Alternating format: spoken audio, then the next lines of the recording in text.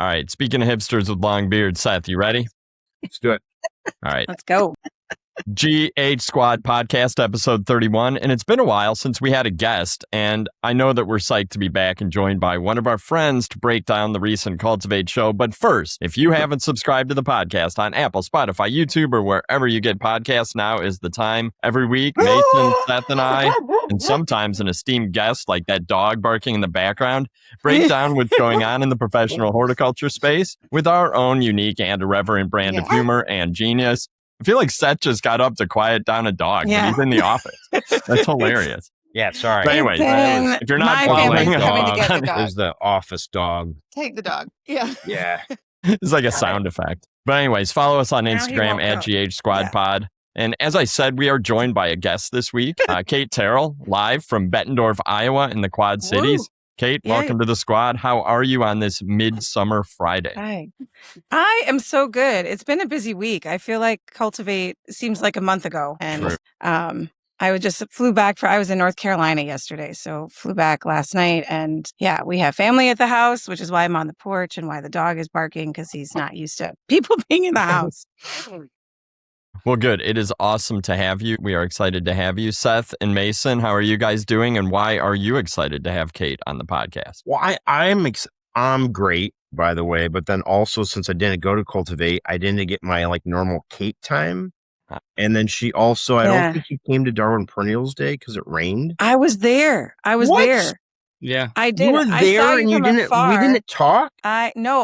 Were you there? Because you barely saw Mason too. Yeah. Well, he was there for 5 minutes. He was I was there for a while. Okay. I got there at 7:15 so that I could do all the perennials before it poured rain.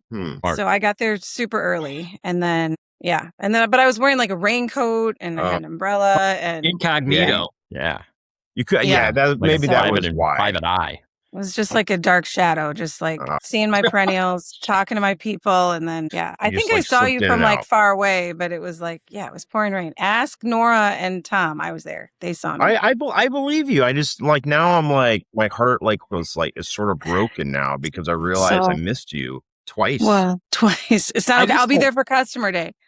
I just kept telling people that Seth was there at the show when they'd ask me. I was like, you didn't see him?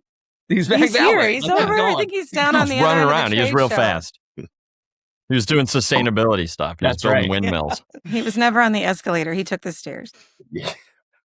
Mason, how are you? I'm great. It's Friday. Kate, I couldn't agree more. Cultivate feels like a month ago, yet I still haven't dug out of the hole that I feel like going to Cultivate created, not only with being out of the office for a couple of days, but then also everybody being like, we should do this. Let's get on a call. Let's jump on this, do something crazy. And so I have a stack of cards that I'm trying to work through and trying to prioritize things the right way, but it's all good. It was fantastic. But Kate, I'm looking forward to your take on some things because you don't have to be tied to a booth. And Bill, you're less. I don't. No, but I'm tied to other things that are not. Yeah. And not that I'm tied to a booth because Carrie and John are always like, make sure you get out and see everything. And but I don't know. This year especially, it was just it was bump and run. I was running to go meet somebody and then I'd bump into somebody and I actually had to cancel. I was I got 20 minutes between going to this next meeting. I'll go catch this guy at his booth that I need. And I got halfway there and somebody stopped me. And then I was going to start up again and I only had 5 minutes left. And I was like, what am I going to go chat with this guy for 5 minutes? And I just had to turn around and go back to my meeting. So it was a false start. But I'm excited, Kate, because you got to see, you get to see more, I feel, of the actual show. So I know. I want to know. I want the inside track on what you liked. So I know. That's the fun part. That's the fun part of having Kate, and because we all have different roles at the show. But I do want to get into that. But first, I think we should let the audience know maybe who Kate is if they're not aware. I mean, Kate's the leader in the industry. That is safe to say. Perhaps could even say a legend in the making, but please. So Kate, why don't you give us some circles, right? Give us a quick rundown on your horticultural journey, maybe a little bit about Wallace's, and then if you want to share how you know all of us, because we all know each other pretty well. you can We do that. do. But yeah, tell me, how did you get into horticulture? I think I know the answer, but maybe the listeners and viewers don't, and maybe a little bit about your business. Born into it, like many of us are. Yeah, my parents owned our garden center. It's called Wallace's Garden Center. It's in Bettendorf, Iowa. They bought it in 1981, just when I was not even 2 yet. So I grew up in it. We lived there, like literally lived in a house on the property. Our boiler was hooked to a fire bell in our house. So if it got cold in the greenhouse, middle of the night, fire alarm bell going off. I still remember that. And then ended up going to Iowa State, horticulture, just like my dad and my brother. And then while at Iowa State, I interned at Ball, interned with the Brickman Group in Chicago, to find out that landscape's not for me. And then worked at a garden center in Chicagoland for like 4.5 years, and then returned to the family business, which I fully took over 5 years ago. We're a grower retailer, so we grow annuals, perennials, shrubs, and then we retail like everything. Yeah. Garden decor, pottery, home decor, furniture, patio furniture. So, way too much. and you call your business a garden center. We've had that discussion on this podcast where Mason also grew up in a family business with a retail garden center and some wholesale, but calls it a retail greenhouse. Yeah. And it's much smaller than Wallace's. Right. Well, and Wallace's has paved walkways compared to someone else in Michigan. God. Many more than when you were last there, Seth, I think. So, yeah. If you concrete's expensive, but if you added up how much concrete we poured at Wallace's, it's probably scary. But what a great experience, you don't have to get muddy or anything. So right. The carts actually roll, which is nice. Yes, they do. I know. They have carts. That says something. They have carts. Carts and not wagons. We have some wagons too. We have carts. We have wagons. We had I met Bill first. You were still at Green Prophet. Yep. And we met kind of over I think my reading your e-news and just corresponding, and then you came down to visit, and then neither one of us. Were we on the garden center committee together too for OFA? Yes, I know. I feel like you tagged me in on that, and then you were like, "You got this now," because I'm gonna be. It's fair. And then true. 12 years later, I finally got off of the garden center committee. So, but that was fun. Yeah, were we co-chairs, or were you chair and then I was chair? I think we co-chaired for a year, just like a crossover kind of thing. And then I chaired, and then Bridget Behe and I co-chaired. Yeah. For a long time, and then I think after a while, AmericanHort was like, okay, that's enough. So they have an awesome connector committee now. So Seth, I met when he was with Burpee, and he came down with the Burpee team to Wallace's, and we had lunch. And then, we were one of the first growers to sign on to grow the Burpee line. And maybe the first, I'm not sure. Probably just because we're the closest to Ball. So we're only about a 2-hour drive. You guys are trendsetters. So you were one of the first that did the Burpee program. So we had to come scope it out and see how well it was going. Yeah, it's hard to say no to Seth. So we grew Burpee. We probably, up until last year, we probably still had some Burpee pots floating around until they got lost in a fire. But we had them. And then I hate to say this, I don't remember how I met Mason. I was trying to think of it. It was probably at Cultivate when he was an intern. Because I remember Mason, you and I walked around early on. You were an intern, and I was like, I got to introduce this kid to everybody because I knew you were going to be a big deal. Big deal, that kid. I don't know about that, but I will say that I did meet a ton of people that year. Yeah. And you and Seth were this package deal. It was you never said. It's at pet shelters when they're these two are a bonded pair. You can't separate them. I think you two were a bonded pair for a while. I see some people I totally get that, because I see some people at the show and they don't know that I haven't seen in a while. They don't know what to make of me by myself. They're I'll have a conversation and it's they're waiting for Seth to get there. Not they're not happy with talking to me, but they're oh, when Seth gets here, we can ask him about this. Then we can start the real conversation. Come out from behind you, in Step Brothers, hello, Miss Lady. Well, and I also can help with the Pam situation. Exactly. We also have a similar look. Both have dark hair, so I feel a lot of people got us mixed up too. They weren't sure it was the Seth Mason combo. So they're we know we talked to the combo, You know, so then I would see people that are like, Which I know you. I'm like, I don't think I know you. And they're like, oh, no, you did grow it. But then, like, I feel like as they talked about it, they were describing Mason, not me. So when I'm like, I don't think that we interacted like this, I think it was Mason that you were interacting with. Interesting. But I was going to say that. Oh, it was at some show. But Cultivate probably, but early on, I mean, it's been at least 10 years. Wow, it's hard to say that. Yeah. So. Yeah. And I still always think of you guys as being like these young, like. Because we are. Well, when I met you, you weren't married. You didn't have kids. Like, and I just feel so much older. And then when you on your podcast, you guys are like, we're veterans. And I'm like, are they? I'm like, yeah, I guess cringe every they time are. Bill says it. I cringe every time he says it. It's probably true. But two of the three could be, veterans. You know, and the third, I don't know. I like to think I'm still in my prime, guys. You are. You are. Still, big deal. Probably You're in your prime. You're in your prime. I don't know. I saw you at Cultivate walking out for the evening when I was walking in to go to bed. So you are at your prime and still there. Nice. Declining. Well, nice. I think it's also worth calling out that all of us have done the connector thing at Cultivate, even though AmericanHort, like Kate and Bill, you guys were together on the same committee, but Kate, you and I interacted a lot back in 2000, I guess 14, 15, 16, when you were still doing AmericanHort stuff. And so we did a lot of the October education. Yeah. training. The fall meetings. Yeah. The fall meetings. Yeah. What? Yeah. I did the connector thing for 4 years. Weren't you on the board? He was on the board. Yeah. You on the board, right after me, I think you rolled on, after. Maybe it was 16 to 19, I think, that I was on the board. And then I think it was 14 and 14 through 16 that I was on a connector. Which one were you on? Were you Gen Next or retail? I think I was retail. He wasn't on retail. Were you on retail? I think I was retail. That's why I wanted because I don't know if he was actually in a specific one or just showed up. They're like, just have him go. He was just always there for the meeting.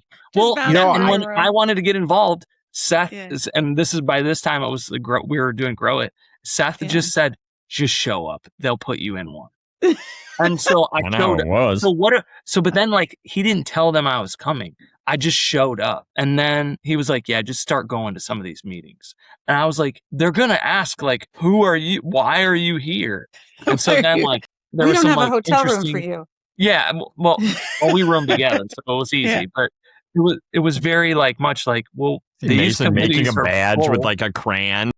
Mason with a backwards S. They were like, you can't take the pin yet because you're technically not on the committee. Yeah. They had I think they had a table. I did the same thing. I don't know if someone suggested I just show up or I just went. I'm like, well, and so there's a table for the committee members. And so my first time I was by the wall but I kept just saying stuff because, I have lots of opinions. So then I'd be like, oh, this and this. And they're like, why don't you come sit with us, in the real table? I think I went because someone else couldn't go. I was a stand-in. And then the next year I was on a committee. And the next year I was in charge of the committee because I like to say things. Yeah. Which is probably just get back to how our industry is, right? How our industry is. I don't know. I go back to what I was told a long time ago by someone in the industry. The world is run by people who show up. If you're going to go and you're going to put in the time, and you're going to bring good ideas, you're valuable, period. There's a lady that is on one of my committees for niche, and her tagline on every email is the world's run by those that show up. And I think about that all the time because people are always like, how did you get involved? And I was like, I showed up. Yeah. I was there. And the person who told me that was Bill Rupert. And I don't know if you know that name, Kate. He was big in Missouri. And he was big in the industry. I mean, he was he had he was a consultant. I don't know. He was awesome. I know. I always close to Missouri, but not. He was big in Missouri. Big. Mason's big. It's like being big in Illinois. Yeah, exactly. He was big. He was kind of a big deal. He was a big man too. So big man, big in Missouri. Shoulders. The point is that we all go back 20 years. And, it's so true. So true. A long time. Mason's I was barely born. Mason's I was collecting Pokemon. I mean, that's still true. That is still true. All right, Kate, before we get to Cultivate, I do have one more question, and this is actually extremely appropriate because of your evening plans tonight. But if you were walking up to bat at Wrigley Field, what song would be playing? My gosh. Well, first of all, I actually have a playlist of the Cubs walk-up songs. But their walk-up songs were better last year, and I think that's why their record was better, because I feel like they need to make some changes again. So I pay attention to their walk-up songs all the time. And all right. But mine, gosh, probably my ringtone on my phone is Don't Stop Me Now, Queen. So that probably would be, that's a pretty good walk-up song, I think. Yeah, that is. That would be mine. Some of my staff would probably say Elton John, Bitch Is Back or something like that. But that or probably a Broadway song, which nobody would know in the stadium. So probably not a crowd favorite. So no, probably not. But yeah. Don't Stop Me Now, Queen. That's my ringtone. It's been my ringtone for a year. That's a good one. Love that. Definitely. I will say, on the note of walk-up songs, the T-ball game last weekend. Yes. A kid came out to Rubber Ducky by the Sesame Street. And I was like, at first Alex was like, did he not have a say in this? Sammy's his fall out boy. So there's Who Let the Dogs Out? And he comes up to Rubber Ducky, and this I never seen this kid. He was so happy. He was like, yes. And he got on base. I was coaching first base. And I was like, dude, sweet song. High five, nice hit. And he was like, I love that song. And I was like, heck yeah, man. Gets him ready. Nice base hit coming your way. Yeah, maybe a double. So. I think I want to see it now at a major league stadium. Somebody needs to use my Rubber Ducky. Savannah Bananas would do that. Yeah. They would, absolutely. And the person would be dressed as a rubber ducky. Yeah. I don't know. I love it. All right, let's do a Cultivate recap or debrief or whatever we want to call it. And as we mentioned before, although we've all had different roles at the show. We all kind of approach it differently. And although Seth did not attend the show this year, he's attended more than a dozen times in the past. So we don't want to shame him at all because we don't like to do that. It's okay. Can't make it every time. He'll be back too. Yeah. That's what he's told. Be back. But he's going to be the one asking Kate, Mason, and me about the show. And so the goal is by the end of the episode, it's going to feel like he was there with us. Feel like he was there. He was partnered up with Mason, being adopted together. But it's, we all attend for different reasons. I think it's important to know why we attend. So maybe real quick, we can explain kind of our overall goals for the show. And then we'll hand the golden microphone over to Seth. So for me, I attended wearing two hats, like always, the Ball C Technical Services hat. I was working with folks who I can collaborate with on content. University researchers, product technical reps, even our own kind of the guys on the tech team and some of the Ball Seed sales reps. And then for Ball Publishing, I'm always there searching out new products, trying to help Chris and Jen look good. Trade show sessions, a lot of meetings. This year did 2 sponsored podcasts, which is kind of cool, talking about new products, but it did make the show start early and end late. But it was great. Kate, why do you go to Cultivate? And then Mason, you can tell us. This was my 25th Cultivate. Me too. That's crazy. I know, right? Whoa. Yeah. So, so maybe that's why we hang out, because we've been to all of the same ones. So every year I have a little bit of a different angle that I'm going for, but always, and I bring a team. So I always bring my grower, to see new varieties and kind of figure out, we write our greenhouse order next week or 2 weeks from now. So to see all the new varieties. And then I bring my, kind of my operations manager that does all my spraying and equipment maintenance and all that stuff to kind of go on the technical side and talk to, all the, OHPs and the C-Pros and all of the technology that we have, the irrigation systems and dosatron. And so he goes to talk to them. And then I always leave kind of some space for something that catches our interest. We always do the entire trade show. I do every aisle. This year I switched up my plan. I usually start the trade show one end to the other. And this time I actually made a list of 10 to 12 things that I had to do and people I had to talk to. And I did all of those the first day. So I skipped around and then I went back the next day and filled in with a lot less pressure. Didn't do any education this time. I wanted I think I just kind of wanted a little bit more of a relaxing Cultivate. Last year, we were like just a month post fire. And so we had a lot to do, a lot to buy, a lot to figure out. So this time was like, I'm just going to, accomplish these goals and enjoy it. So I've done speaking, been a panelist, bus captain, like I've done all that stuff on the education side so much. So it was kind of nice to have like a vacation year where I was just really able to do whatever the heck I wanted. Which is still intense because that's how you do things. So, still have a giant bag full of stuff. Right. No, that's cool. And did it, like, for the other folks that were there, did they get what they needed to out of it? They did, yeah. So, everyone always has a great time. Yeah, we took a lot of notes, and it's not always like there's like a game-changing thing that's like, man, this is gonna, totally change how we do things. But it's like, oh, why didn't we think of that before? Oh, yeah, we're definitely gonna try this now. So, yeah, it's very it's rejuvenating after a spring season, and it's inspiring. Like, okay, let's go. Let's kick it into gear for next year. Let's just tweak everything, improve, and apply this new knowledge. Has your manager, the people that you brought, how many times have they been to Cultivate? I think about 5 each, probably. Yeah. Minus the COVID year. So then, since you have 20 years up on them, do you have any like advice or suggestions, or do you just kind of know like they know what's going on, and they just roll in and they just burst?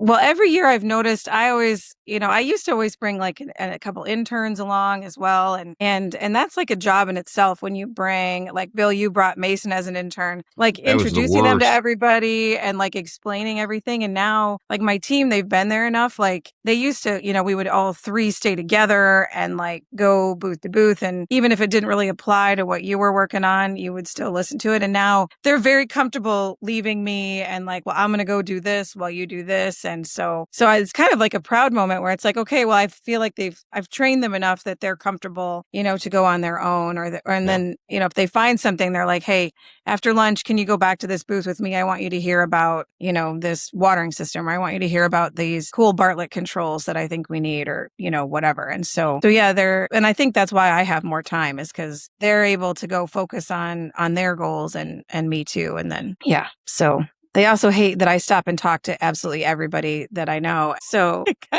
they're like, we have work to do. So yeah. But there's value in all of those conversations, right? Like, absolutely. Or you wouldn't do it. Absolutely. Yeah. So yeah, it's those connections. You never know when you're gonna need them. You never know when you're gonna need to call those people and get advice or ask like, hey, do you know somebody else that can help me with this? Like those are invaluable. Yeah. Mason, why were you at Cultivate? Well, other than just to look handsome in your Jack's Phillies jersey. I almost wore it today. I was like, oh, should I wear this for the podcast? But then I was like, most people are just listening. No, so before we dig into that, I want to, that's where I before the show, I was chatting with one of my team members and kind of like trying to help guide, like, hey, here's what we need to do. Like, because I'm one person, but like we need to divide and conquer some stuff, and like I'm very comfortable talking to people. Like that's probably my best skill. And so I was like, I know that you might not be as comfortable as I am, but I was like, it's very important to go meet people and connect with people. And the quote I said was, I was like, I only know about half as much as I should, but I know twice as many people as I should, and it's done me so far. Yes, for sure. So that's where I totally agree on the value. From my standpoint, obviously, I'm there to talk all things fertilizer and kind of talking across anybody from like, hey, here's what we have new for retail, to cannabis growers that sometimes it's less and less, I feel like lately, but talking about, what they're mid-crop right now. And so it's always a wild show. And I wear a couple different hats as well, because obviously I'm there for Jack's, but at the same time, like making sure that I'm talking about American Bloom and Niche, and also the HRI Leadership Academy, being an alumni like that. There's a lot of that at the show, because the presentations from the graduating class are at Cultivate. And while I didn't get a chance to go to any of those this year, certainly heard about them. But then, making sure that I'm connecting with that group and connecting with HRI in general, and just, so it's constantly at one point, like my biggest challenge this year was getting back to the room to like throw stuff down. there was a lot of days where it just didn't happen. And I wore the same outfit from 7 a.m. to, 10 p.m. And it was just it was not meant to be worn that long. A whole suitcase full of clean clothes when you get home. Yeah. Yes, exactly. But I think that this demonstrates, I think, all like of what Cultivate has to offer. And this isn't like a sales pitch for Cultivate, but like there are all these different elements to it, from the education to the trade show to the HRI stuff to, I mean, just all the, the reception. Like there's so many different aspects of Cultivate that it probably makes sense. That's why we were all there with a team. So anyway, that just popped in my head. I saw a post that on LinkedIn, the names will be anonymous, but somebody talking about like maybe this becomes an every other year show for their business. And I thought it was absolutely ludicrous. Yeah. Like I heard someone say, I think it should be a 2-day show. I was like, no, can't be. Dude, not possible. That's not impossible. Yeah. Can't be. So that's where but it comes down to that. I feel like, especially this group, and Seth, even though you didn't go this year, but certainly Ball was there and represented. Like that's where you can trade out people and bodies, but from a company perspective, it's the can't miss show of our industry. For like sure. Point blank, end of story. But I would say that even though, Seth, you missed, all 4 of us know how to do the show well. And I think we have years that we feel we do it better than others. But at the same time, we know that it is not a show where like you don't go there to like be low visibility.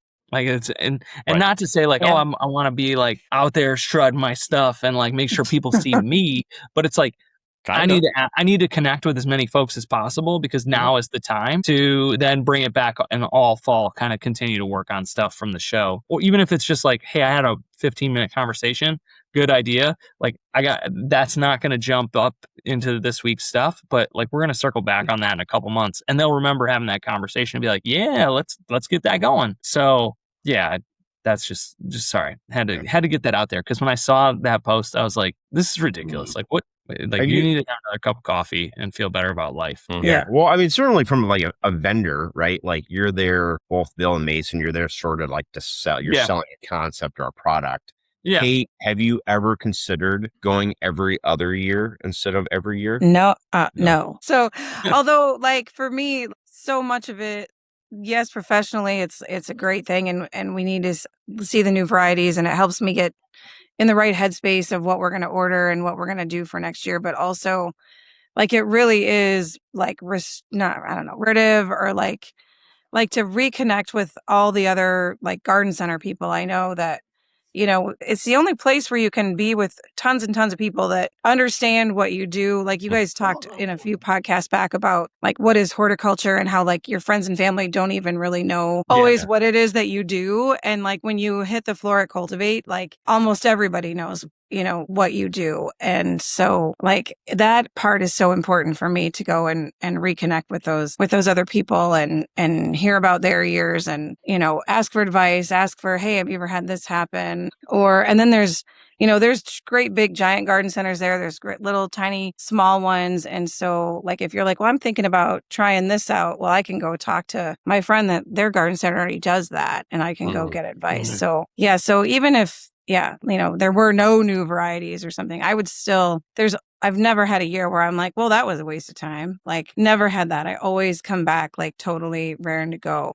I like that restorative concept. I've always kind of told people, like, I don't know a lot of people in Elburn, my town that I live in. I don't really have any friends. But I always, I'm your friend. I don't have any. But like I always say, like, but I know so many people around the like country in like North America. Like you go to Cultivate and you see 30 plus peers that you've known for a decade that you consider that you're close with, and then you feel you have that cycle, that really hard spring and summer, and then you go to Cultivate and you're able to hear from your peers that you maybe haven't seen in a year, and that like that camaraderie that is so strong because we all like know what each other are going through. I always found super rewarding. Yeah. Yeah, there's it's something I think that needs to happen. I need to go every year. I probably a little bit selfishly, just like personally, because it's fun and I love connecting with those people. But yeah, for my work, I think my business always benefits from some part of it. So you guys like talked about like how you saw everyone. So combined, you guys have all of you guys talked to like 500 people, I think, probably. No, we just talked to the same 10 people. All kind of. Yeah. No, a lot. I mean, yes, gotta be hundreds of people. And I actually hung out with someone that I haven't hung out with in 10 years. And it was funny because we both were joking that the same Facebook memory popped up for us. Like, and we were, it was 10 years ago, like at the Char Bar. And then the next, fast forward 10 years and the two of us are just hanging out at the same table at Unplugged. Is Clayton from, used to be County Line Nursery in Pennsylvania, and his parents just sold the business, but it was just 10 years and we just like caught up like that. And it was just really funny. So so what was the vibe like, right? Like, how were people feeling about spring or the coming year, or like what was like, what was the feeling that people were giving you in all these conversations? I thought it was pretty good. It was pretty upbeat. A lot of people had like kind of up years or like either flat or up, and like also kind of surprised, like, I don't know how we did it, but we're up, like, no, that definitely true. Because there was a lot of, roller coaster stuff going along. So, but then like this caution of like, well, we're up, but like, let's hope it keeps going, like now I kept saying we got to hang on to the lead because we had a great spring, and now it's like, okay, well, what can we do to not, lose money in the back half? Like even people out east, I think maybe like northeast had maybe a rougher spring. They got a lot of rain. Like comparatively, like Kate, I don't know about you, but I'm gonna assume your weather is pretty close to May. It's really close. So like windier. I don't know. It's pretty windy here. Seth. I don't know if you ever go outside, but I can't. Iowa has like lateral wind. It comes from like Colorado and it like hits Chicago. And in between, you have Iowa. In between, you have Nebraska. In between, comes off the mountains like this. Well, yesterday from the video, it comes off the mountain like this. So, I don't know about any of that. But that's true. We had. I thought every weekend in May here we were pretty sunny. Versus out east, every weekend they got slammed with rain. And like now, we as an industry have gone past weekends in May. Like thankfully we've broken that. But at the same time, like if it rains every weekend in May, you can't come back from that. Doesn't matter if you have every weekend in June is amazing. The May ones are the ones that count. Yeah. But even the people I talked to out east, like they were still very positive, and they were like, like weather wasn't ideal, but it ended up finishing out okay. And then some of like the mid-Atlantic folks and kind of mid-South is what I'll call, they had things were hot early, or not hot temperature-wise, but we're good early, and then it died off a little bit, and then June finished up strong for them. So, but overall, like I would agree, Kate, that most people were pretty positive. I have yet to hear from somebody that's just like, I don't know what we're going to do next year. Like, because it seemed like things, and maybe we're getting better at managing the weather in a piece of like, okay, hey, how do we use certain tactics to hold things that we need to, or, bring people in on the days where it is nice. I didn't hear of anybody running a food truck on rainy days, like we suggested, but, who knows? But agreed. Same kind of cautiously optimistic. It's a good way to put it. Well, I think that there's been a lot of breeding for environmental tolerance, and I know that helps. I think that customers are, maybe this generation of customers is just a little bit more resilient and will go out and shop when the weather's not perfect and understand that they can wait to plant some stuff. But I also heard a lot of optimism. I think the breeding companies were optimistic because there were no major, crop issues. Why would you say that out loud? Past, like massive disease. That out loud. I know, it's true, but there were a couple in perennials. Yeah, no, well, that's very true. There were a couple in perennials that were true. Not amazing to deal with. That's true, and I don't think we're done dealing with them. But but I thought it was optimistic. Folks are optimistic for fall and holidays.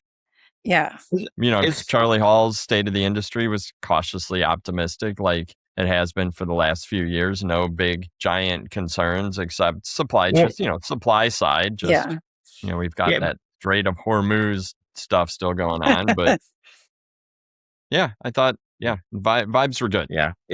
Would you say of all the, I guess the people that you see there and walking around, is it like the same people that have been going for the last 25 years? I thought it was younger. I feel like over the last few years, it's younger. And I tell that to people and I'm like, well, maybe it's because of the sessions I go to. Because I go to this year I focused a lot on the AI sessions. The last few years I was focused on biosolutions and bio IPM, which tends, I think, to skew younger in the crowds. But just walking the show, I don't know, it felt younger to me. It could be because I'm getting older. No, I was catching up with somebody that wanted to they wanted to chat at the show, didn't get a chance to. And they gave me a ring this week and they were like, well, what did you think? And that was the first thing out of my mouth was that I feel like it is much younger than when I was young. I felt like when I was younger that it would be like, oh, young person, please come here, that I can meet you. Yeah. And now that's not the case. If I did that, I'd never stop. I would never get anything done because there's so many young people there. And young people in leadership, young people making decisions. Yeah. Not just I brought my 22-year-old new grower. It's more like 22-year-old business owner. That's also the piece of it that I try to explain is that I think that there's still some bubbles where there is a need for younger folks. And you guys, Ball does a good job of this. And admittedly, I didn't make it back to see what I called the old family until Tuesday. And so I went over and talked to Mike and Marvin, of course.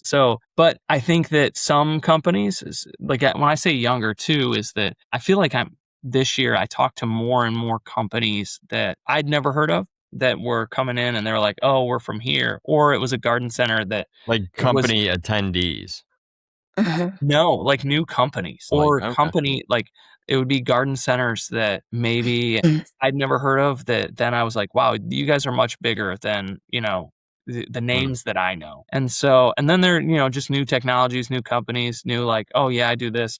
And then you dig through and you realize that it's an offshoot of this company and they got to go down this rabbit hole. But I think that where I see the lack for young people is I think there's a lot of established companies that have a way of doing business and that maybe there's a tougher ceiling to get through there. And like I said, Ball does a pretty good job of it. I would say that a lot of leadership is younger. No, but you're right. Sometimes you walk through a booth and there's a bunch of old dudes in the same shirt, in the same polo shirt standing there at sale. Love the old dude booth. What about you, Kate? Does it feel like it's younger or same? Probably, a little bit younger. It doesn't feel like my dad's show anymore, which is nice. And then I feel like there was a lot more retail representation there. Maybe Mason, you can speak to that, but I was trying to think about why, because back when I was on AmericanHort board a million years ago, there was a huge effort to get more garden centers there. And then it was kind of fighting this uphill battle. And then we did really well for a while. And then it kind of skewed back to the greenhouse show. And then, but this year, there was an IGC show in Chicago for 10 years. So, I mean, went to that. When that void, that I think, I thought that's what you were going to say. It created a void that I think Cultivate does fill a little. I thought that's who you were going to say for who you caught up with, and it's been 10 years, was that Martha was there, and that you got a chance to talk to. So Martha and Mike Jitka, right? I thought you were going to say Jeff Morey, and then Jeff you were Morey, like Martha. I was like, oh yeah. Let's just avoid. Let's not go down that rabbit hole. Let's stick with the Martha rabbit hole. We're buds, man. What I was thinking about this year with the garden centers being there is that when I look at my first and second quarter numbers, all of the gains that we made, being ahead, were pretty much in plants and, chemicals and fertilizers and hard goods. Sorry, Mason, are pretty flat, maybe even a little down. And so, as a business owner, as a garden center owner, you're looking well, if all of the increases last year and this year are in plant material, then that's where I should be focusing my energy. So I'm going to go to Cultivate and look at new varieties and maybe find some new suppliers. And, like for us, like perennials is through the roof. And we grow our own perennials, but it's like, well, maybe we need to find a couple new, plug suppliers for perennials. And so that was my focus for this Cultivate, was even more on the perennial side than the annual side this time. Which must make you happy, because at your core, you are a perennial person. As a perennial, that's how I started, was in perennials. So, I'm wondering if other garden centers, thought the same thing. Like, I mean, the margins in the plants, the money's in the plants, but that's where all the increases are right now for us for the last few years. Yeah. So, like, I think it's why I spend so much time at a distributor show buying hard goods, which you can now essentially buy mostly online, and then spend your real time focusing on plant material and talking to those experts. Do you see like a demographic difference of the people buying perennials, or do you anything noteworthy about the who's buying your perennials, or where the increases are coming from within perennials? This year I talked to actually a lot of like boomers, retirees that are like, we just can't, we can't plant as many annuals anymore. We just physically, we can't do it. We want perennials. So I saw a spike in like, that kind of boomer generation buying perennials, because they really didn't, cut their teeth on perennials. Like that was, a few daylilies and hostas in their yard, and that's all they ever had. But they're planting the whole front bed full of flats of impatiens and marigolds. So they're switching over a lot. And then, the young, like first homeowner, just got married, they're buying perennials like crazy. They'll buy a pot of annuals for the front porch, and then they want hummingbirds, they want butterflies, they're putting in. Yeah. And then obviously a huge, again, another increase in natives and native interest. I heard a lot. These are all good things, right? Because the boomers have money. Yeah. So they're dropping bucks, and the new homeowners have a need for quantity. So they kind of have to buy big and numbers. The perennials has a value proposition to it, right? Like it's going to come back multiple years, and like really a lot of your most of your newer perennials have either a really long bloom time or kind of a semi-continuous bloom throughout the whole summer. So for the boomers, it's kind of like an annual in the way it blooms throughout the season. I will say that my 2-year-old daughter doesn't know many plant names yet, but she does know hydrangea. And so that's where she's always like, let's go look at the hydrangeas. So that's awesome. That's not paying my salary. I know. Sorry. Direct her toward those beds of annuals. Come look at these beds of annuals. I've got a college bill due in 7 days. Yeah. Cool. No, I was gonna say, Kate, you walked the whole show. I did. So was there anything like noteworthy, like I guess like product, service, company, anything that stood out to you that like really caught your interest? That you might, other than the Jack's booth, I heard so they had. Jack's petunia feed, gets you every time, right? When they got that new perennial fertilizer that makes perennials last longer. The people at the Jack's booth, I'm not trying to suck up to Mason, because it was this way before Mason too. Don't do that. Don't suck up to them. Don't do that. Carrie and her team, they're always so friendly, and because sometimes when it comes to chemicals and fertilizers, it's like, look at these chemistry nerds, and I have no idea what they're talking about and stuff, but they're always like, they generally want to know, are you having problems? Can we help you? Send us a sample. Here's how. So they're super friendly in that booth. So, there's not like a lot there. There's not like some cool new plant that's like begging you to come in. But like if you're a grower or a retailer, you're stopping by the Jack's booth, even if it's just to say hi to Mason or Carrie or John or whatever. Well, we appreciate that, Kate. The team will. There's my plug for Jack's. And, but I really liked the new, those new heucheras from Terra Nova. I thought those were really cool. Dragon or something. Firewing. Fear. Yeah, they had cool dragons. Like a big dragon display. Those were awesome. I thought those were cool. We put pictures of those on Instagram, and they got literally thousands of views. Yeah. Oh, yeah. Those are neat. Yeah, I was like, I haven't seen it. Yeah, like because for a while it was like whenever it was a new hookah, it was like, oh, it's a new color, and it's like, okay, great, or like Tiarellas, or like they were minis, and they there was new ones, but they weren't new. They were, they weren't, it was kind of recycling the same things, but you don't like slightly purpler varieties? Yeah, more purple, less purple, but so I thought those were cool. It's hard to I saw FloraTrack AI. FloraTrack Let's get AI. Mason's prediction of AI. But these were like glasses, like meta glasses that you wear to scout. That's cool. They will identify bugs like in your face. Really? Yeah, I think there was two new pieces of AI-driven scouting technology that Suzanne Wainwright was like big on it, and I kind of trust her because she seems to have like a pretty good BS radar when it comes to like scouting for insects, and she would be the skeptic, right? Like that was my number one question. Was what does Suzanne think of this? Suzanne was down. She was down. And it wasn't until I heard it from her that I went back by the booth and talked to the guy. So FloraTrack AI was cool. I will give it just a quick kind of a plug just because we're talking about it. But Grower Talks, Chris Beatty's did a walk through the show and did talk about I don't know, like 15 new products. And it was cool. Like if you want to get a little quick overview of some automation and new varieties, like I'm not saying what he called out we're going to change the world, but they're cool. I liked the new Grower Talks booth. That I feel like that has been the same. Like I don't remember the Grower Talks booth not being what it was. So like I was like, whoa, hey, that's new. Well, thank you. Not that. We appreciate that. I will pass that on to Anissa and Adriana. Modern take on Grower Talks. I thought we like to say there were no men involved in the design of that booth. There were no men involved, so that could make a difference. I liked the new lantana at Ball. I can't remember the name of it right now, but it was like in like a claw machine, like they made up I don't know. Yeah. That was fun. I don't remember. I should know. So I liked the new, and we went to Prospient on Saturday to tour the factory, and I learned new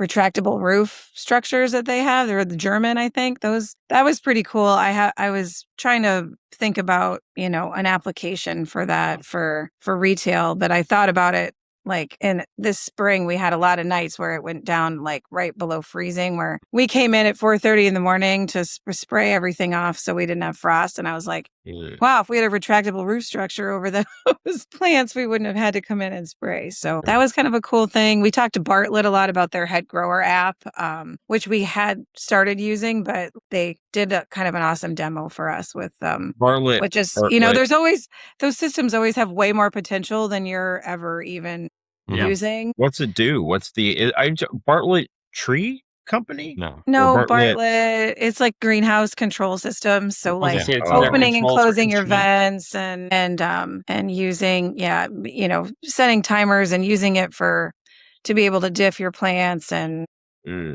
and just be able to use it for more things than just like, okay, open the vents when it's hot. Like, and so, which is nice, but so we talked to them for a long time, and I always like the Bailey booth. I think they do one of the best jobs. Like they bring a lot of plant material. They really show it off. They have a lot of swag. Their people always seem really just like kind of excited and like, hey, do you want to look at shrubs? Because please look at shrubs. So I like their booth. And then I did notice one thing, like always, down by new varieties, it's always crowded because of new varieties. And then that's where PW is. And this year I noticed that there was significantly more people in the Walters booth than in the PW annuals booth. So that was a mental note I made because I was been talking about how perennials are just seeing this like resurgence, like back from like 2002 when they were crazy popular. And so the PW booth had a few people walking in it. And then like I went to talk to Kayla at Walters and like I couldn't even get in the booth. Like she had to come out in the aisle to talk to me. So that was just like I wonder if that part of that could be that Walters is still Walters and PW has a different sort of structure and different management and ownership. So I don't know. Maybe everyone before was there. I saw the exact same thing. I mean, both booths were impressive. But the quantity of people with logo shirts on in Walters was high. Yeah, and it could have just And been, good. I don't know, could have just been my timing when I was there, but They could have been moving back and forth. yeah, but I also, I needed to talk to Walters about, a few different things, and then PW, it's like, oh yeah, I saw their new varieties in the new variety section. I don't really need to pop in this booth for anything. So, you don't have to name names. Were there any vendors you went there to like beat up? No, but so I year. always, I mean, yeah, yes and no. Sometimes, like, I always think I'm going to go there and beat up a vendor, and then after I like calm down, I usually am like, okay, we need to go.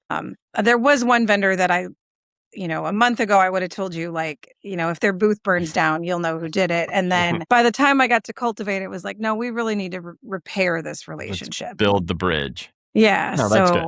That's good. So better approach.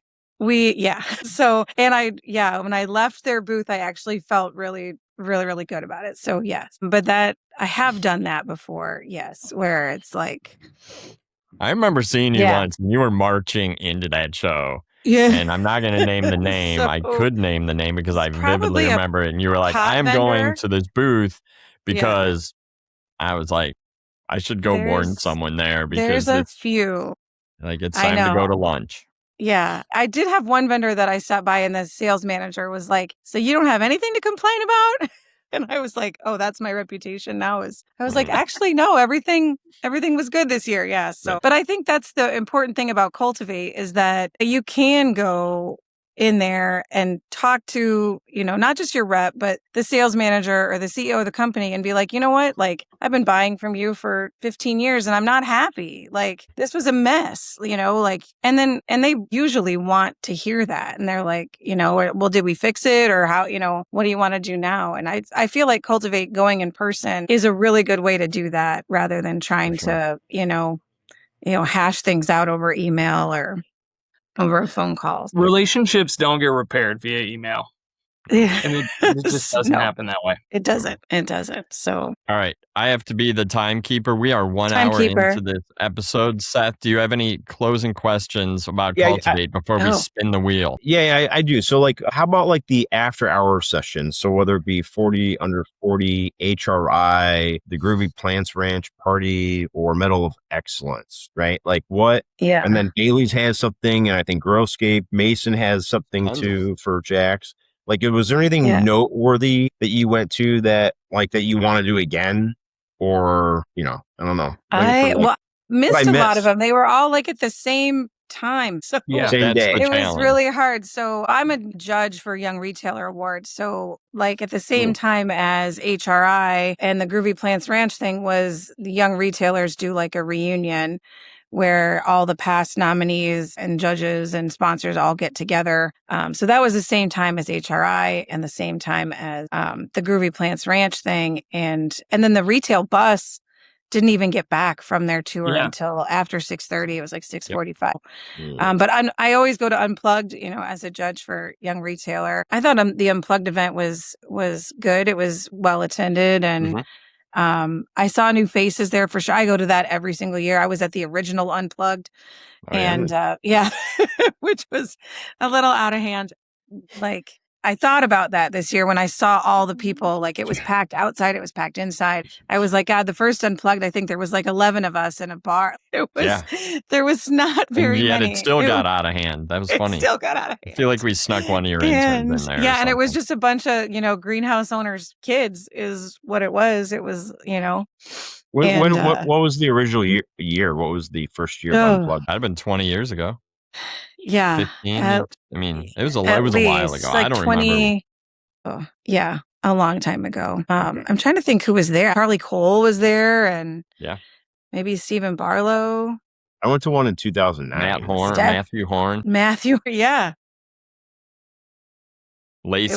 Lacey would have been Lacey. Yeah, she's in the Bailey booth now. Yeah, I get to see her until I was literally walking out of the show, and like she was like in front of me, and I was like, "Hey, wait up for 5 seconds. I'll chat with you on the way back to your hotel as we're going to get into cabs to go to the airport." So But I did hear a lot of people talking about like, hey, I want to go to Medal of Excellence, and then I want to go to like. So I heard a lot more people making plans. The one thing that I like about the 40 under 40, and I didn't I didn't go this year. I didn't know anybody that got it, I think, but is like, I was in several booths where it's like, oh, we have an employee that's 40 under 40. So we got to get to that. So I'm always impressed by the support. There was a lot of shout outs that, for the 40 under 40s, which was cool. Like companies like promoting it and like, because I think Ball and affiliated companies had like 4.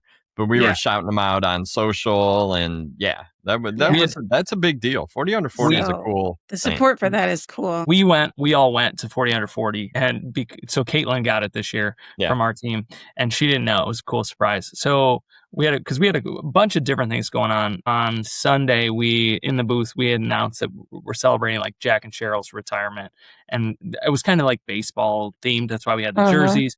We had baseball cards made up for Jack and Cheryl. Like one was like the dynamic duo, and then it was like a rookie card for Jack, and it was like a picture from when he was like probably like in his 20s.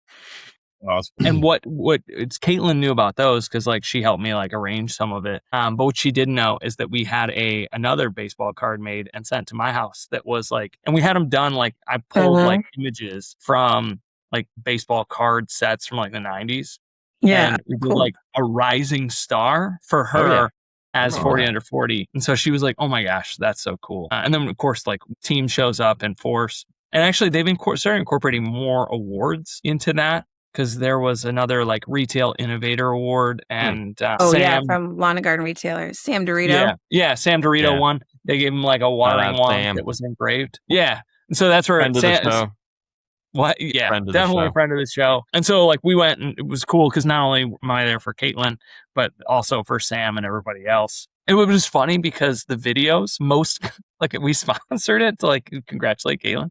Most companies were like 40 under 40, you all are, the future leaders of this, that.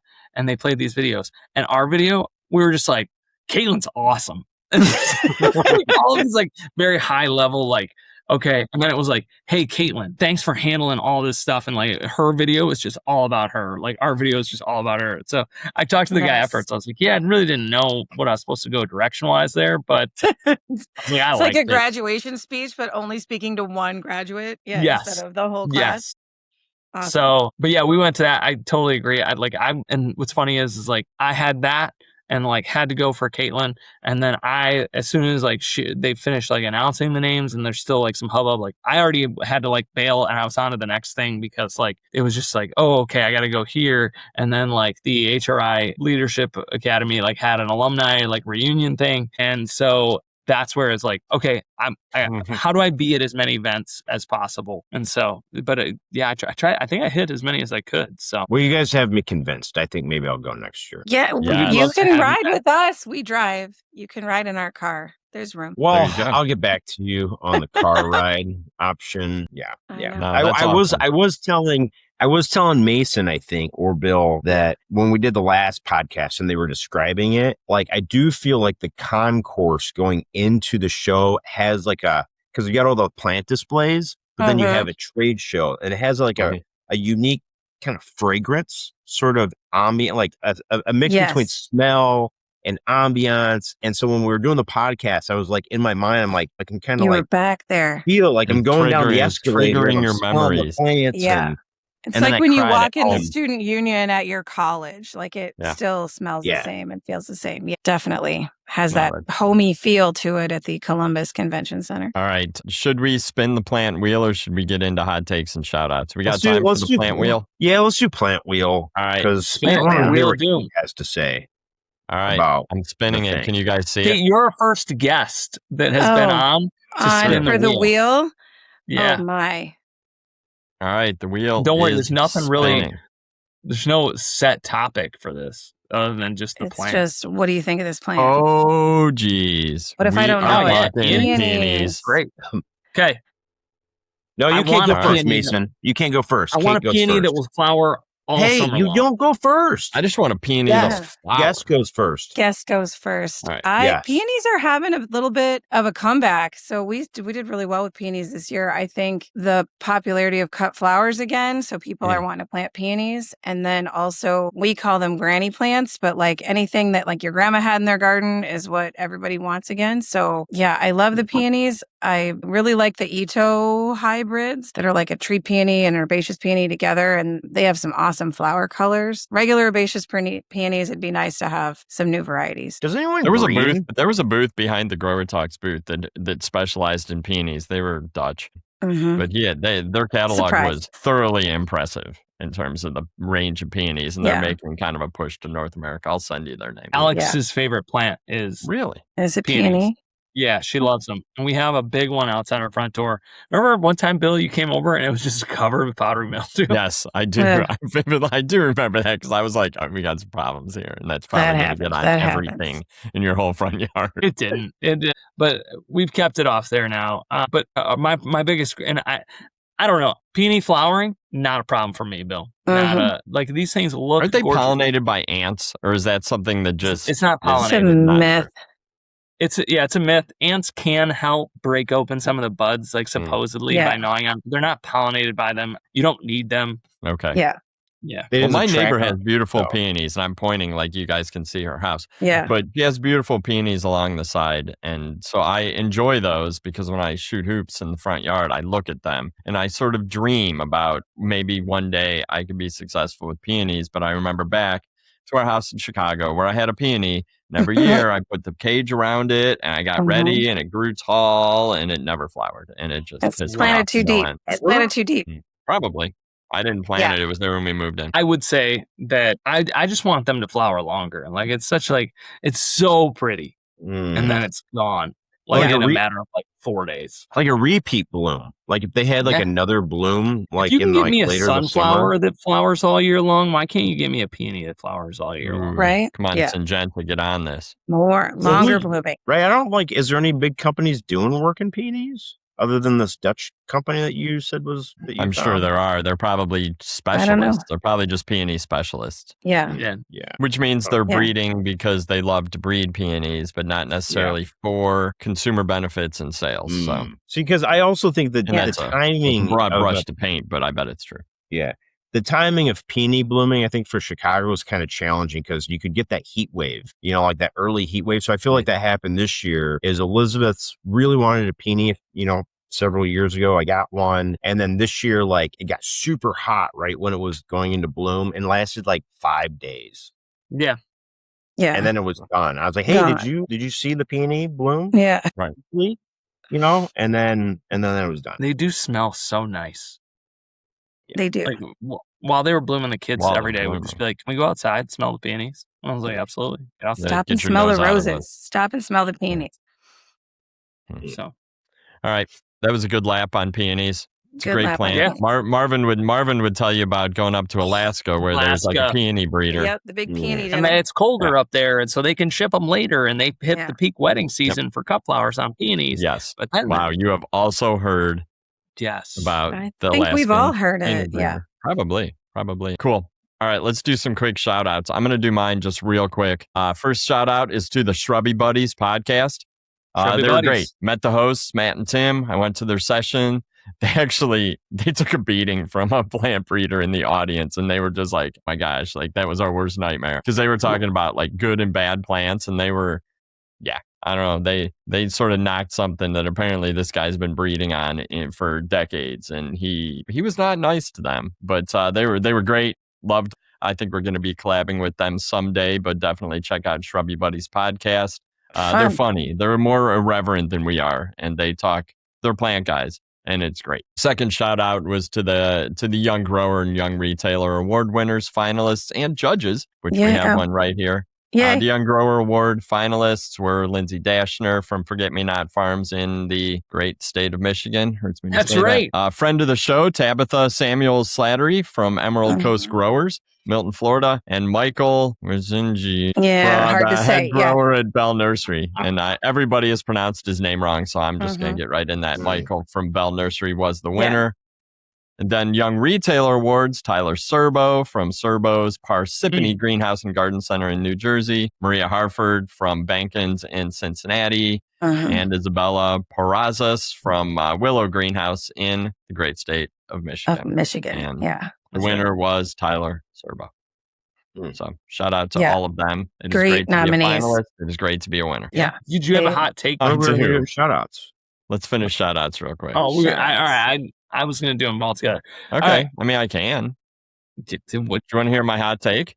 Yeah. All right. My hot take is related to Jimothy, the raccoon with the spinal condition that everybody is very excited about these days. Are we familiar with Jimothy? Seth, you're not? I do. Sorry, I didn't. I thought it was like cartoon. That's Jimothy. Oh, no. Yeah. Oh, yeah. Right there.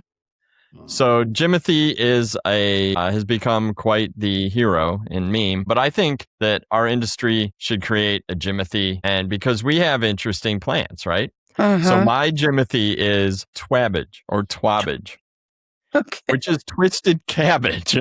Twisted cabbage. It's basically, you take your cabbage and your kale, you do not PGR them, you just let them grow.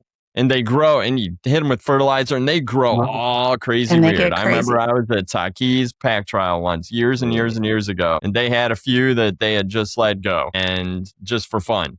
And they were so cool, but I think that, I don't know, I think Wallace's needs to try this fall.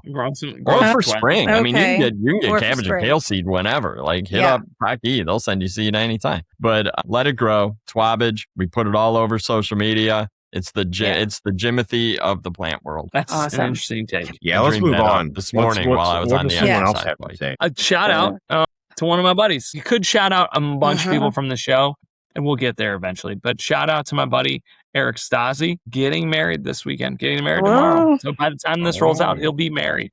So I just got to give congratulations. Yeah, fraternity brother. His future bride, or current bride, as you're hearing, is lovely as well. So congrats, Eric and Taylor. And we'll see you later this summer. Awesome. Do you have a hot take? I don't know. No. Why is it too controversial? I have a lot of hot takes, but it's okay. For today, I'll just keep it a shout out. Just keep it nice. All right. Go. Kate? Okay, I have a couple shout outs. Number one, I'm going to shout out the 15 to 20,000 scouts that are at National Jamboree in West Virginia. Started yesterday, including my son. He's one of them. They're all camping at Bechtel Summit Reserve for 10 days, tent camping in the woods, doing all kinds of cool scout things. So shout out to all those. Huge number. That's huge wild. number. 15 to 20,000. Yeah, boys and girls camping, doing all the, scout things and the shooting and the archery and the kayaking and the hiking. And so proud of all those weather kids. Should be pretty good, right?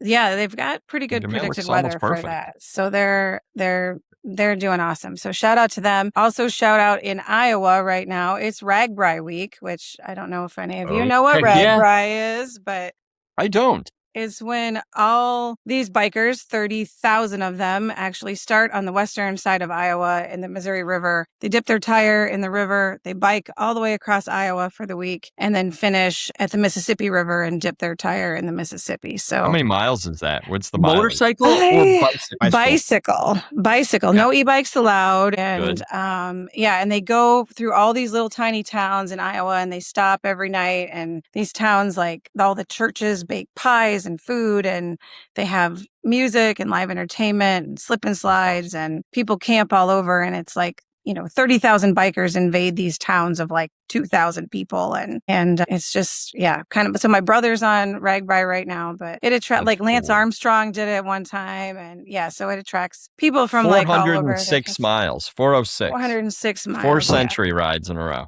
That's tough. So in a week, and it always seems to be like 100 degrees, and it's pretty nice today. So Ragbri is going on. So shout out for that. Well, for on sure. on the Ragbri fun facts, because I did live in Iowa between the ages of like 7 and 10-ish. And my mom and I did a leg on the Ragbri. It was like 35 miles or something when I was like 8 or 9. So good for you.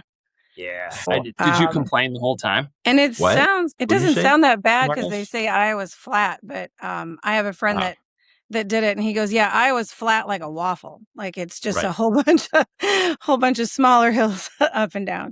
And then my last shout out is to, since we talked about interns, is to my intern this summer, all the interns, especially the ones at the ball gardens, because I was an intern at the ball gardens, and I know what this week is like for them. So shout out to all the industry interns, but especially the ones, at Ball or Raker that have trials coming up or field days. Like I see you guys. I know you're not sleeping. And who've probably been putting in long hours. Insane heat for the last month. Yeah. So shout out to those guys. Any hot take? Hot take. My hot take, as I was going back through my pictures from the show and I was looking at, I really like that new hydrangea from Bailey's. It's like a pink arborescence. My hot take is that, and we've talked about this before, but like, there's just too many. Like, we have to come up with a way to get rid of. It's like, that's a joke now at Cultivate. It's like, oh, I wonder how many new hydrangeas there's going to be. Like, and there's some real dogs out there on the market and real garbage ones. And yeah, sometimes I think we just need to tell the customers, like, no one does that one anymore. Like, no one should be growing PG hydrangeas. No one should be, I know that's a hot take, right? No one should be growing Annabelle. Like, there's so many better ones. Like, so sometimes I think we need to learn to let go. And that's a great hot take. And just, because especially as a retailer, like I don't know how many we have, 30 varieties or more. And like, it just confuses the customer. And then, they hear the names. And so they come in thinking they want an Annabelle. And it's really in our best interest to tell them, like, no, you want a flowerful. Like, that's the new Annabelle. That's the better one. And I have a whole yard full of Annabelles back here, and they're all flopped over. And like, I spend my life pruning them and staking them. And so my hot take is that we can keep introducing new plants, but we got to get rid of some of the old ones. They do it. And companies are afraid to get rid of them because they're afraid to lose that sale. But if the new one is better, spend your time and your money telling that story, and it'll pay off because it's better in the long run. And your retailers are the ones you want to impress. Yeah, we do ourselves a disservice. Yeah. There you go. Give the new ones the old names. Think about how many times they changed the recipe on like Frosted Flakes. It's still Frosted Flakes. Yeah. Right. Yep. Who says that the new hydrangea can't just be, and we do this all the time where it's like such and such improved. But I don't know, just say if you got one that you like, this is Annabelle. Annabelle 26. Yeah, right. Let's go. So that's my hot take. Good one. Dr. I Reed, I don't need, I can keep mine for next year. I know next year. Whoa, next year. We want to see you before that. Yeah. Yeah. No, that's okay. I can hold on. I know we're about out of time. We are. Kate, thank you so much. Thank you. Thanks for having me on. This is super fun. Yeah, That is it for episode 31. Huge thanks to Kate for helping us recap Cultivate and for just being our friend. We need friends. Mason, Seth, and I crave friendships and validation. We always tell you this. Yes. Which is why we want to connect with you. So listen, watch, like, share, repeat, comment about what you liked and what you didn't. Give us some ideas or topics to discuss. Folks have, and we will be discussing those topics. I do want to call out the fact that I heard a lot of positive comments at Cultivate about the G8 squad. Yeah. And they sort of came as like folks who are like in the club, but they don't, they sort of set it offhand. They're like, oh, by the way, I really like that podcast you do with Seth and Mason. And I was like, oh, yeah, thanks. And whoever I was with was like, you do a podcast with Seth and Mason? I'm like, yeah, it's kind of underground. It's like a secret club. Not but on that's purpose. good. We like that. So Mason, did you hear anything at the show? People... people that were like it was talking, they'd come to the Jack's booth and then I'd be talking to them like, oh, by the way, we love the podcast. And then I'd be like, oh, okay, thank you. But then they would talk to me about something that like we talked about months ago. And I was like, so you actually listen. Yes. Got it. Which is good. We all do. People make fun of me because I talk back to you guys when I listen. And I'm like cooking dinner and like talking back to the computer. Just like you would in real life. Just like I would in real life. Just like when we used to hang out at the bar. Yeah. Yep. That's awesome. So awesome. And you can watch us on YouTube and Spotify, listen on Apple Podcasts. If you're Mason's mom, you can listen on Amazon Music. The best way to get in touch, follow us on Instagram at GH Squad Pod or reach out individually. Like, subscribe, follow, be a friend. Tell a friend about the show unless you want to keep it secret to yourself. And we mentioned it earlier. If you are at Ball Seed Customer Days this week, I will be in the cafe at the Tech on Demand table. Stop by and say hi. I'm sure Seth will be around the entire time. If he doesn't see you, that just means that he was so busy shaking hands and kissing babies. So busy. I'll find you, Seth. All right. I'll be looking for you. I'll find you. And Kate will be there. Mason will not. He will be at Raker in Michigan. So if you're there, find him and give him a big hug. Big hug. Big hug. I'm looking forward to it.